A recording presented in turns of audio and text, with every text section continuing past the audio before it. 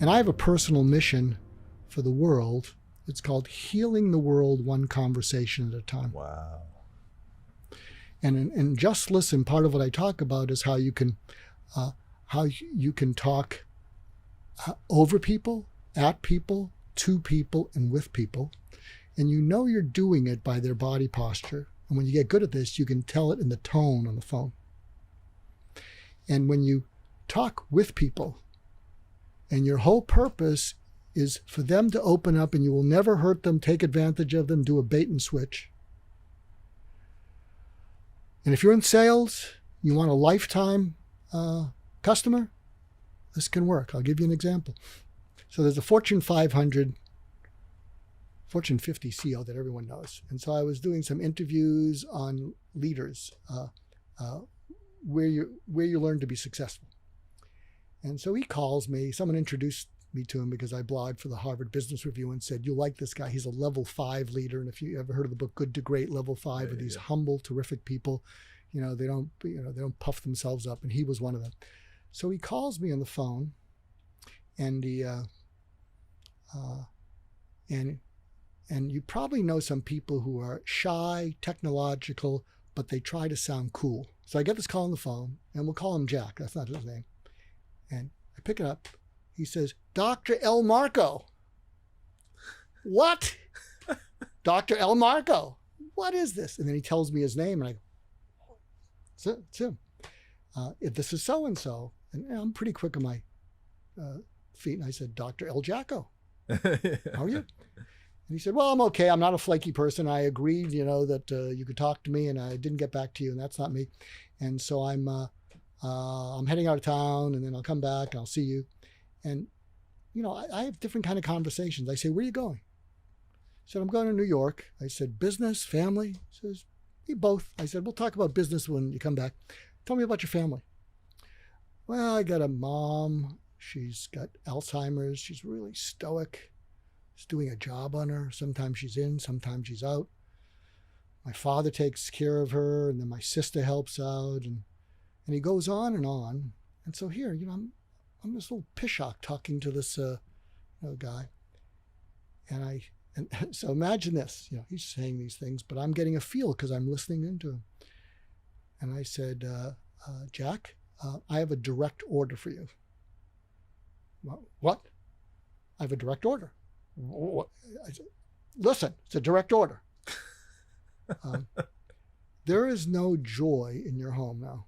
What happens is when your mom, from the way you described her, when she's aware of what she's lost, she's incredibly depressed, but she's stoic. She doesn't want to tell anyone how bad she feels.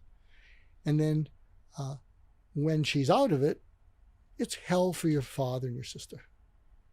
So here's what I'm asking you to do. And it's in my book, Just Listen, and it's something that I call the magical paradox. And you'll see why it works. If she's lighter, what I want you to say to her is,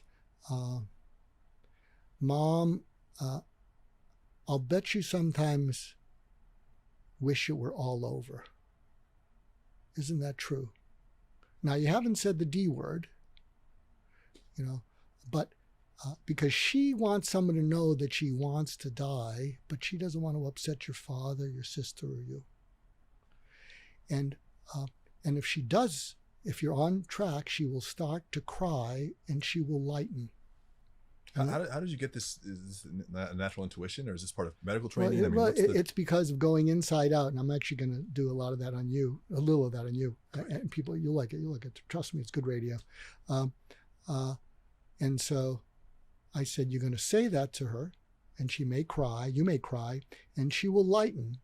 She won't lose the Alzheimer's, but she'll lighten. And then what you should say is, and I'll bet you sometimes feel that you can't keep doing this much longer. Is that true?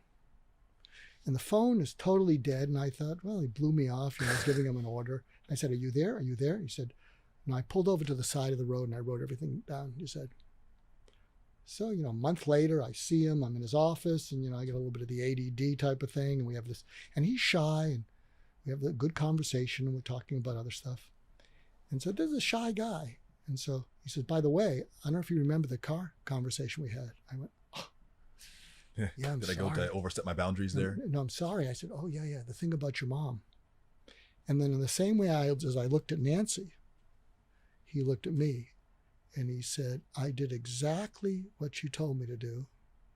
And she did exactly what you said she would do. Thank you. And he took my hand in two hands and he walked me out to my car to get more time. Wow.